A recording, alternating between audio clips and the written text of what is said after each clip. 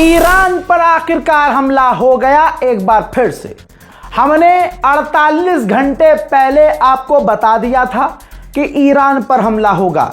इससे पहले भी जो अपडेट दिया उसमें भी आपको रजा गराफी ने बता दिया था कि ईरान पर हमला होगा। लीजिए, हमला हो गया है।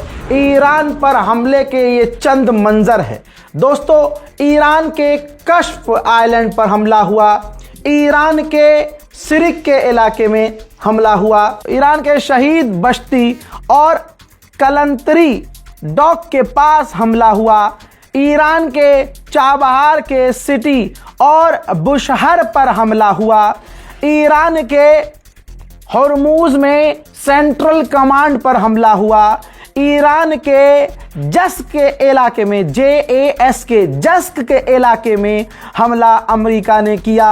ईरान के अबू मूसा आइलैंड पर भी हमला अमेरिका ने किया। बंदर अब्बास पर भी अमेरिका ने ईरान के हमला कर दिया। इसके अलावा ईरान के कैनराक पोर्ट और लवीन आइलैंड पर भी बड़े हमले अमेरिका ने किए। खासकर ईरान के हॉर्मूज के सेंट्रल कमांड, जहां से ईरान हॉर्मूज पर नजर रखता है और कंट्रोल करता है हॉर्मूज को, अमेरिका ने वहां हमला किया। तमाम तस्वीरें आपने देखी। अब ईरान के इन तमाम जगहों पर जो हमले हुए हैं उनके विजुअल्स शेयर कीजिएगा।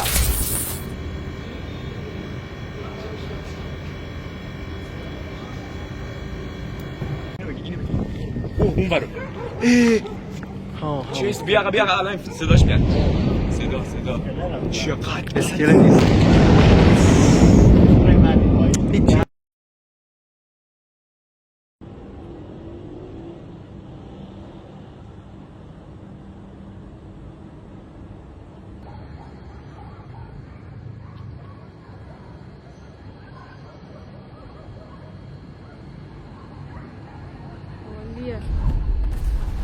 अल्लाह अकबर। इसके बाद एक बात क्लियर है, ईरान के लोग गुस्से में हैं, इराक के लोग गुस्से में हैं, मुसलमान गुस्से में हैं। ईरान के जो वोटर्स हैं, है ना, जिनकी मान्यता है भाई, वो लाल झंडा लेके पिछले 2 दिन से सड़कों पर आपने देखे और कह रहे हैं हम ट्रंप को मार देंगे और हमें अपनी सरकार से भी नाराजगी है कि ये अमेरिका से डील क्यों कर रहे हैं, हमें आर पार की जंग चाहिए। तो अब क्या होना चाहिए?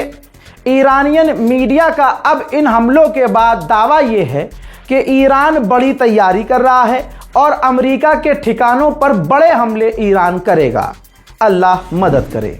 अब इसके बाद हमने एयर ट्रैफिक कंट्रोल पर भी जब नजर डाली तो अमेरिका के दर्जनों जहाज, जी हां, स्ट्रेट ऑफ हॉर्मूज के ऊपर उड़ते हुए नजर आए हैं। कल ही मैंने बताया था कि ईरान की धमकियों के बाद अमेरिका ने अपने जो 30 से ज़्यादा रिफ्यूलिंग टैंकर इजराइल के अंदर ही थे वो वापस अमेरिका बुला लिए।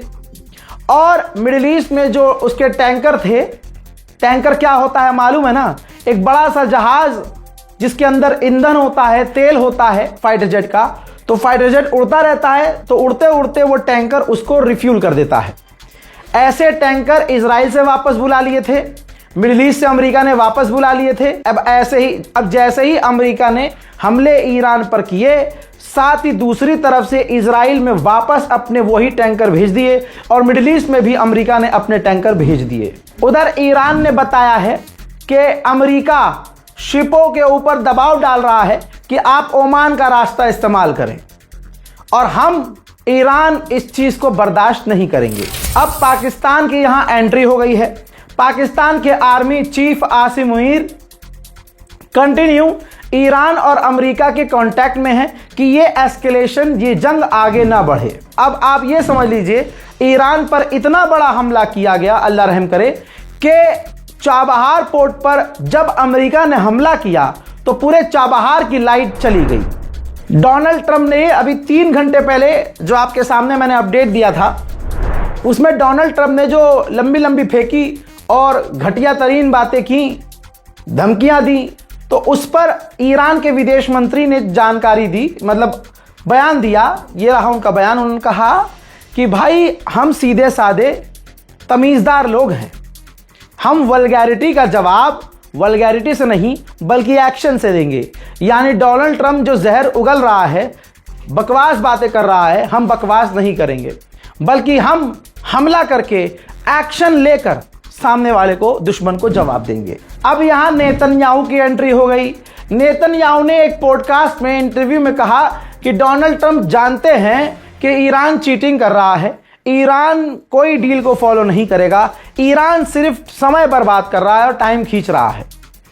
हम इजरायली इस स्थिति में हैं कि ईरान के खिलाफ कोई भी एक्शन लेने को तैयार है। अब स्ट्रेट ऑफ हॉर्मुज में भारत के कई जहाज फंसे हुए हैं, तो भारत डायरेक्ट ईरान से टच में है और बात कर रहा है कि हमारे कम से कम टैंकरों को ईरान निकलने दे। हजरात, इजराइल के आईडीएफ के कमांडर ने, चेहरा सामने नहीं आया है, उस इंसान ने स्टेटमेंट जारी किया कि हम बड़े हमले ईरान पर करने के लिए तैयार हैं। अब जेडी वेंस ने क्या कहा? जेडी वेंस ने कहा कि हम ईरान को ब्लॉक करेंगे, ईरान पर जवाबी कार्रवाई करते हुए हम ब्लॉकेज फिर से लागू कर देंगे, ब्लॉक कर देंगे रास्ता। स्ट्रेट ऑफ हॉर्मुज को अगर ईरान ने बंद किया तो हम ईरान पर हमले करते रहेंगे। अब मैं ये बात क्यों कह रहा था कि कुछ बड़ा होने वाला है, ठीक है, क्योंकि अब आप समझिए, आप खुद अब समझदार इतने हैं ही, अगर आप इन खबरों को देख रहे हैं, मिडिल ईस्ट के हालात समझ रहे हैं कि नेतन्याहू और डोनाल्ड ट्रंप के भी थोड़ी देर पहले फोन पर बात हो गई है। अब ये दो शैतान क्या बात कर रहे होंगे? अमेरिका और इजराइल ईरान के फायदे की बात तो नहीं कर रहे होंगे, और मुझे पर्सनली ऐसा लगता है कि इजराइल को अब अमेरिका आगे करेगा कि भैया अब तुम देखो। लेकिन आप दुआ कीजिए और इस रिपोर्ट को शेयर कीजिए। उधर ईरान ने साफ कह दिया है कि हम अमेरिका से फाइनल एग्रीमेंट पर अब बात नहीं करेंगे। यानी डील जो मैंने 1 महीने पहले कह दिया था, भाई आप लोग जो देखने वाले हैं वो गवाह हैं इस बात के, मैंने पहले ही कह दिया था ये डील नहीं होगी और अमेरिका इस डील को खराब करेगा। उधर तुर्की के राष्ट्रपति कुर्दोगलू का भी आ गया है बयान। उन्होंने कहा कि हम नहीं चाहते कि स्ट्रेट ऑफ हॉर्मुज बंद हो जाए। ये आदमी न इस्लाम के समर्थन में बोल रहा है, न ईरान के समर्थन में बोल रहा है, बल्कि चंद फाइटर जेट और कुछ डिफेंस सिस्टम के लिए अमेरिका की चापलूसी कर रहा है। ईरान के विदेश मंत्री ने कतर के अमीर से बात की है। यह बहुत अच्छी बात है कि ईरान अरब देशों से कनेक्टेड है, बल्कि मैं तो यही चाहता हूं कि ईरान अरब देशों से जुड़ा रहे और उनसे लगातार बातचीत इनकी जारी रहे।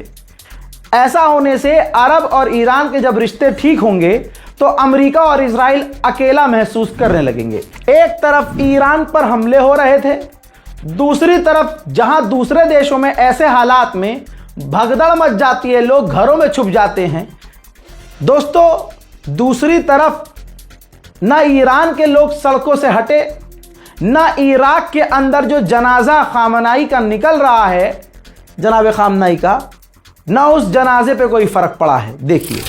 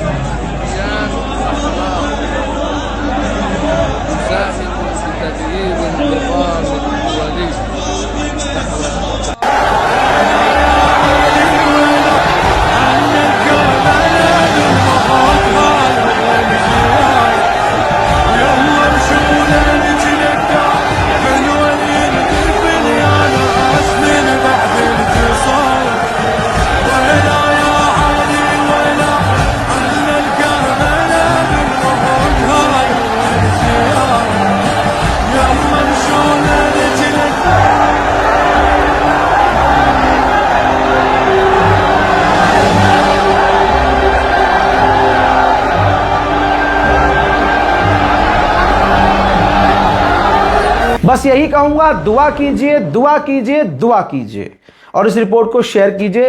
वस्सलाम।